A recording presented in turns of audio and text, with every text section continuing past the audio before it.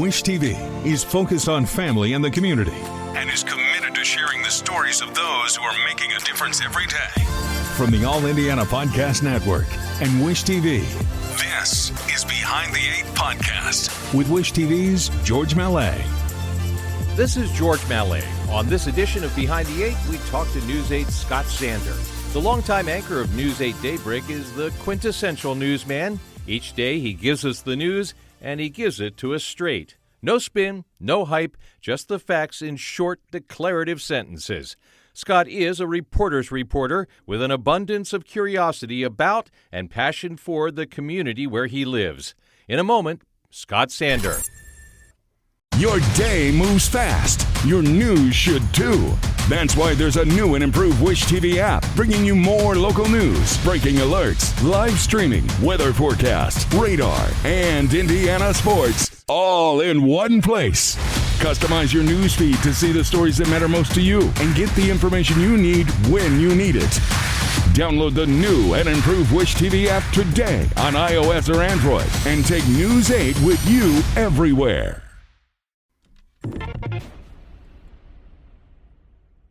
And I am joined now by Scott Sander. He is the man in the morning here at Wish TV 8.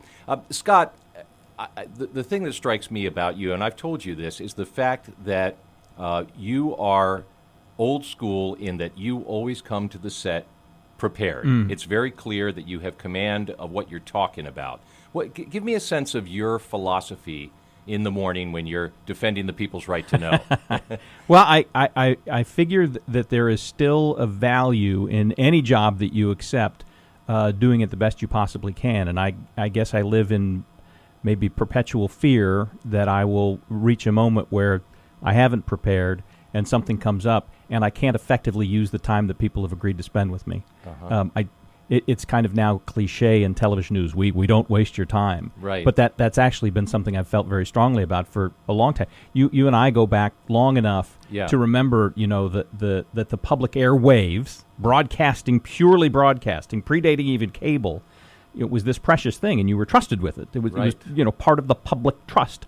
And I guess that's what still motivates me, even though the way people pick us up is very different. I still think there's a usefulness in viewing things as something that you're entrusted with, and if you're entrusted with that, and then you fail to do what it takes to make sure you can effectively use that time, then you're wasting people's times, and I don't think they should tolerate that. I want to get into the Scott Sander resume a little bit. It's short. We shouldn't take long on it. You've been here at Wish TV 8 since 2005. Correct. When you came on as a reporter, but I want to hear about the stops that you made before you were able to come home, because you are home. Yeah. So, how far back do you want to go? Well, the first time I opened a mic? I want to find out about that job in some dinky market somewhere. The best dinky market for me was Davenport, Iowa. Okay. Where I was. So I went to the University of Missouri, which is a terrific opportunity. Well, see, I'm going to make it the long version. So I went to high school here in Central Indiana, and my high school, Carmel High School, has an FM radio station, and that opportunity and a teacher who said, "You don't have any idea what you want to do you?" And I said, "No." And he goes, "Well, you're not terrible at this, so why don't you try this?" That then led him to suggest to me that I look at a place like Missouri or Syracuse or Northwestern, and the other two wouldn't have me. So I went to Mizzou, and they have an NBC station there. And essentially all of the reporters on the NBC station in Columbia, Missouri are students, without exception. There are no hired reporters there. Mm-hmm. All of the anchors, most of the anchors, tend to be full-time professional staff, and then the weekends are kind of a mix of students and whatnot. At least that's the way it was when I was there. So when you get through the Missouri program, whether you like it or not, you will have been a television reporter. And then my first job out of there was in Davenport, Iowa, where I drove east till I hit the Mississippi River, and then I just drove north up along River Road and arrived in Davenport in 1995. Oddly enough, I could look at a calendar and tell you the date, because as I was driving up, and I still remember the old Honda Civic I had and the radio that was playing it, I was listening to coverage of the Oklahoma City bombing. Right. And all I could think of was that newsroom needs more people. Even in Iowa, we knew that I knew that I need to be there right now, and I had this horrible sense of urgency. I wanted to enjoy the drive, but I was like, I need to get there faster, because surely they're going to be swamped with need. So I got to Davenport. It was an important job for me because that's where I met my future wife. She was a full-time student at the University of Iowa, and on the weekends, because she's not just an overachiever, she's the overachiever's overachiever, she would work 2 12-hour shifts on the weekend for us as a reporter and photographer. Wow. And so, as happens in small markets, you all go out and, have Bloody Marys and exchange war stories at the end of the day, and, that led to conversations, and eventually she and I both headed out to Colorado at the same time, and our careers pretty closely paralleled each other. And so Davenport will always be my most important small market. And how long did you stay in Davenport? Was only there for 2.5 years. Okay. So we were on the way to Denver by late 1997. That's a nice jump to go right from Davenport to Denver. Denver was and is a remarkable place, and I was very fortunate to have the opportunity out there. Worked for an owned and operated station of CBS, and what's nice about that is then you have the resources to cover things the way they ought to be covered. So, and this was still sort of golden years of broadcasting, where if there was a story that needed our team covering it, then you went there, and then you dealt with the expenses later and all that sort of thing. Sort of like the modern structure of our economy and the business doesn't allow for that as much. But it gave me some great opportunities. Inside a year there, I was going to a Super Bowl. I was covering stories up in the ski lodges. I was, going down to New Mexico. I went up to Calgary to cover the first LASIK surgery, which now is so very, very commonplace. But that was a really neat experience. So it must have been exciting and gratifying when you got an opportunity to come home and return to Carmel. Yeah, and I share the story. This will be the first time I've shared it outside the building, but I my suspicion is that the people who take the time to listen to your podcast might appreciate this story. So I'll go ahead and tell it. So my son was born in 2004, and at that time, my wife and I loved Colorado. But almost at the exact same time over dinner one night, we looked at each other and basically said, it's time to head back home. Because if you, in the old atlases, the crisscross where you'd say, well, how far is it from Manitoba to, Miami or whatever? And it would, it's 1,738. If you did the crisscross, at least in the one we had between Denver and Indianapolis, it was 1,000 miles. Not 950 miles, not 1,040. It was 1,000 miles, and I don't know, something symbolically there just sort of fired in both of our brains and said 1,000 miles is too far to be from family. So we said about at the same time on the same night, it's time to go home. So well, then what do you do? So I basically reached out to these stations that I was terribly intimidated by, because when you grow up in a place, you never think you're good enough for it. And I've been, like I said, in Denver doing, I think, pretty good work, and in a station that's very well regarded. But still, I was very nervous reaching out to Indianapolis. But I was at a point where I was basically doing that outreach myself, and I got in contact with Tom Cochran. And Tom was a legacy anchor for WTHR. While I was, in my teen years, he was the voice. And boy, he had a voice, too. And then fast forward to where I was at that point in my career, he had become the news director at Wish TV. And so I reached out to him and to others and said, I don't know what your circumstances are, but I'm available and interested in coming back home. And Tom gets on the phone to me. And this paraphrase, it's been a few years, but the essence of it was, well, Scott, it's interesting that you've called, because I'm holding in my hands the resignation letter of Mike Ahern. Now, Mike was an even more iconic anchor here at Wish TV, the guy that we all grew up watching, and I just revered as a broadcaster. As we opened the conversation with, as someone who I always knew would be prepared and valued the trust that he was given. And so I said, well, that's not good. And he goes, no, but it'll create an opening, and I don't know where you'll fit in, but we'd love to have you. And I'm like, wow, here are these two voices from my teen years, like colliding in life circumstances to make an opportunity for me to come back home. Man, so how much fun is it now? I mean, it's been 17 years that you've been back. How much fun is it on a daily basis when you run into old friends in the grocery store, and now you're that guy? They still give me a hard time, which is good. I wouldn't want it any other way. It's interesting because when you plug back into a community, at the age I was 17 years ago, I was still very much about me. And now whenever I go out, it doesn't occur to me that anybody would be interested in me because it's all through the kids. And so, your social structure builds through them. Your self-value is, am I doing a good job parenting and all of that? So when we go out, like 75% of the time, if there's recognition, it's, oh, there's Marin's dad. Or, oh, yeah, that's Owen's pop. He, whatever. And then out of nowhere, there might be the, hey, you're the guy from TV. Or, you and I went to high school together.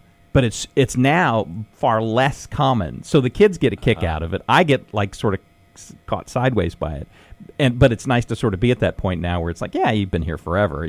I know you because our kids went to preschool together. I think you have a good sense of the kind of audience I have. I feel like we probably can talk some inside baseball because of the people that take the time to listen to this podcast. What kind of advice do you have?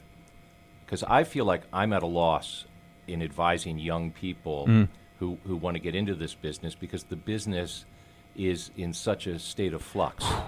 Wow. Well, I've spent my entire career not giving opinions, so advice is along those lines. That's tough for me. But I will say this. All I can speak about is my experiences because they're so very different than the experiences the newer generations will have. In fact, I'll share with your listeners what you and I talked about before we started this conversation. I am now at the point where there are technologies out there that I don't understand, and I either need to figure them out or I'll be passed by forever because it's cumulative. It builds on itself. Like when we made the change from film to videotape, that was a huge jump. And if you didn't care enough to figure out how the next generation of technology worked, you would be forever left behind. I've now almost reached that point with a lot of the digital technologies, and both online and just things you do in the computer, editing and whatnot. So all this is a roundabout way of saying, don't let yourself get locked into what you're learning at that moment. There was a curriculum that I went through in college and in high school, and then the first several years as a professional. This is what you learn. This is how you do it, and it was sort of like a fixed point in space. And I've spent too long not realizing that point is not fixed, and it's forever evolving. I remember the first time somebody showed me a GoPro camera. And I thought, well, that's really cool, but it's not a high enough quality, and it'll never make it on TV. Well, now all the cool stories have GoPro cameras all over the place, and I sort of had to be dragged into that, where it would have been much more valuable for me if I would have been enthusiastic about that.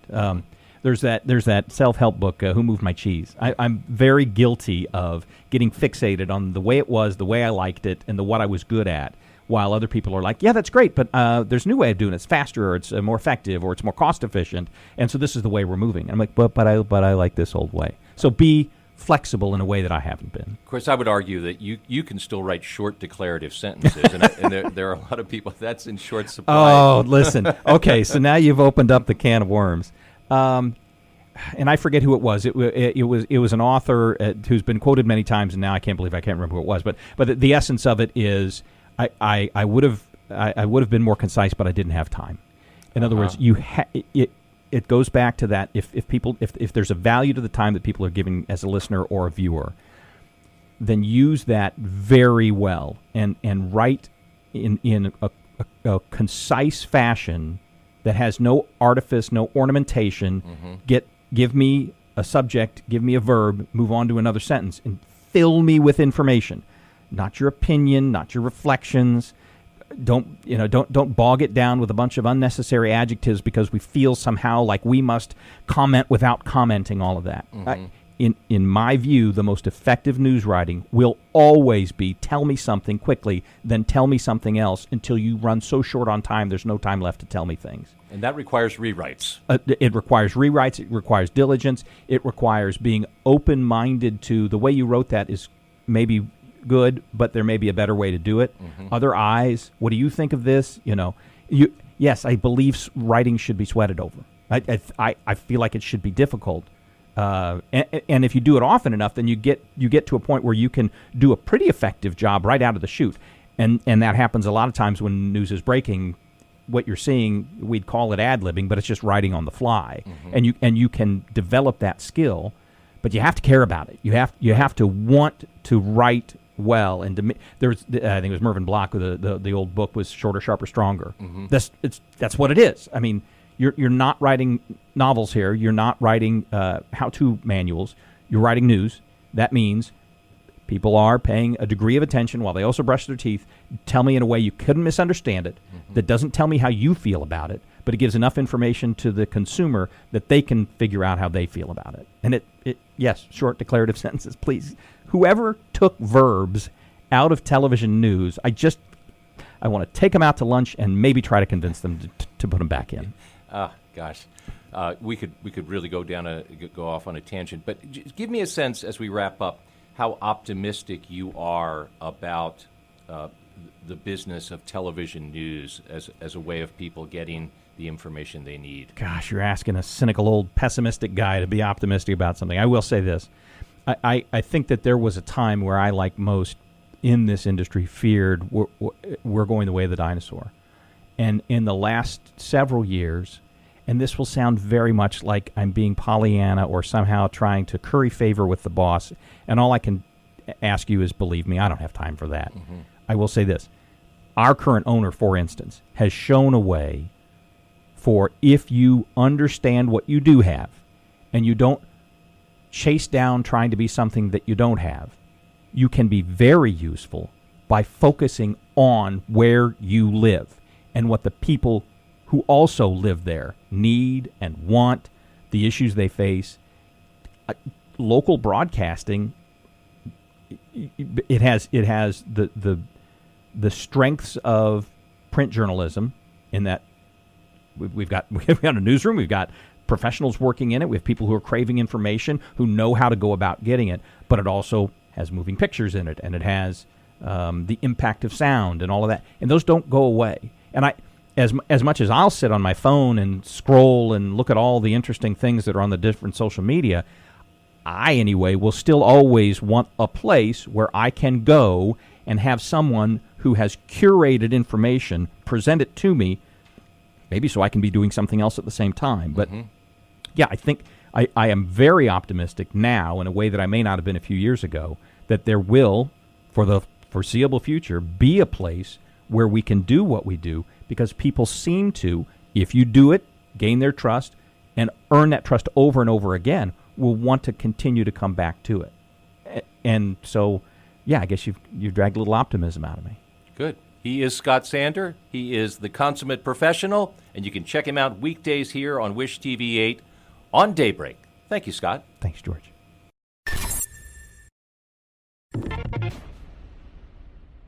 My thanks to Scott Sander for joining me for Behind the Eight. Listen and subscribe to this and all the unique podcasts available on the All Indiana Podcast Network. This is George Mallet with Behind the Eight, signing off. From the All Indiana Podcast Network, this is Behind the Eight Podcast with Wish TV's George Mallet. Be sure to like, follow, and subscribe to this podcast wherever you get your podcasts. And connect for even more on Facebook and at wishtv.com.